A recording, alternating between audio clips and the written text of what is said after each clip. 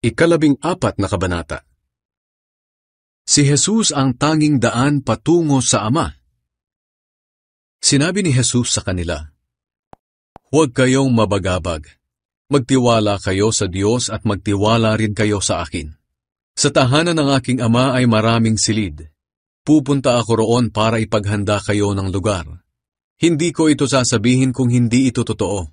Kapag naroon na ako at naipaghanda na kayo ng lugar, babalik ako at isasama kayo, upang kung nasaan ako, ay naroon din kayo. At alam nyo na ang daan papunta sa pupuntahan ko." Sinabi ni Tomas sa kanya, "Panginoon, hindi po namin alam kung saan kayo pupunta. Paano po namin malalaman ang daan?" Sumagot si Jesus, "Ako ang daan, ang katotohanan, at ang buhay. Walang makakarating sa Ama kung hindi sa pamamagitan ko. Kung kilalan nyo ako, kilalan nyo na rin ang aking Ama. At ngayon nga ay nakilala at nakita nyo na siya." Sinabi ni Felipe sa kanya, "Panginoon, ipakita nyo po sa amin ang Ama, at sapat na iyon sa amin." Sumagot si Jesus, "Felipe, ang tagal na nating magkasama. Hindi mo pa rin ba ako kilala? Ang nakakita sa akin ay nakakita na rin sa Ama. Paano mo nasabing ipakita ko sa inyo ang Ama? Hindi ka ba naniniwala na ako ay nasa Ama at ang Ama ay nasa akin? Ang mga salitang sinasabi ko sa inyo ay hindi nanggaling sa akin, kundi sa Amang nasa akin. Siya ang gumagawa ng mga bagay na ginagawa ko.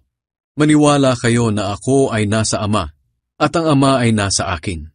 Kung ayaw ninyong maniwala sa sinasabi kong ito, maniwala man lang kayo dahil sa mga ginawa ko.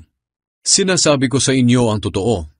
Ang sumasampalataya sa akin ay makakagawa rin ng mga ginagawa ko.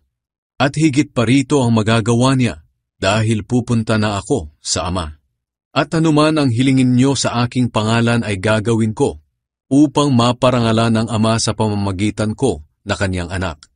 Oo, gagawin ko ang anumang hilingin ninyo sa aking pangalan." Ipinangako ni Jesus ang banal na Espiritu. "Kung mahal nyo ako, susundin nyo ang aking mga utos. At hihilingin ko sa Ama na bigyan niya kayo ng isang tagatulong na sa inyo magpakailanman. Siya ang banal na Espiritu na tagapagturo ng katotohanan. Hindi siya matanggap ng mga taong makamundo dahil hindi siya nakikita o nakikilala ng mga ito. Pero kilalan niyo siya dahil kasama niyo siya at sa inyo magpakailanman. Hindi ko kayo iiwan ng walang kasama. Babalik ako sa inyo. Kaunting panahon na lang at hindi na ako makikita ng mga tao sa mundo. Pero makikita niyo ako. At dahil buhay ako, mabubuhay din kayo. Sa araw na iyon, malalaman ninyo na ako nga ay nasa aking Ama, at kayo ay nasa akin, at ako ay nasa inyo. Ang sinumang tumatanggap at sumusunod sa mga utos ko ang siyang nagmamahal sa akin. At ang nagmamahal sa akin ay mamahalin din ng aking Ama. Mamahalin ko rin siya, at ipapakilala ko ang aking sarili sa kanya."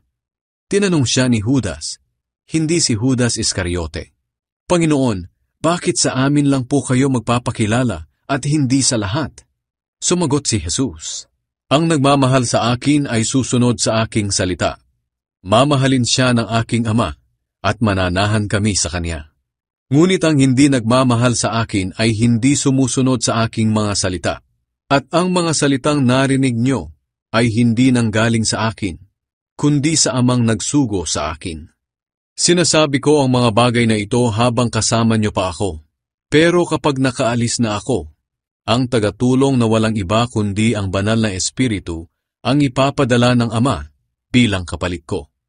Siya ang magtuturo sa inyo ng lahat ng bagay at magpapaalala sa inyo ng lahat ng mga sinabi ko sa inyo. Huwag kayong mabagabag at huwag kayong matakot dahil iniiwan ko sa inyo ang kapayapaan. Ang aking kapayapaan ang ibinibigay ko sa inyo. Hindi ito katulad ng kapayapaang ibinibigay ng mundo. Narinig nyo ang sinabi ko na aalis ako, pero babalik din sa inyo. Kung mahal nyo ako, ikasisiyan nyo ang pagpunta ko sa Ama, dahil mas dakila ang Ama kaysa sa akin. Sinasabi ko ito ngayon sa inyo bago pa man mangyari, upang sumampalataya kayo sa akin kapag nangyari na ito. Hindi na ako magsasalita ng matagal dahil dumarating na si Satanas na siyang naghahari sa mundong ito. Wala siyang kapangyarihan sa akin. Ngunit upang malaman ng lahat na mahal ko ang aking Ama, ginagawa ko ang iniuutos niya sa akin. Halina kayo, umalis na tayo rito.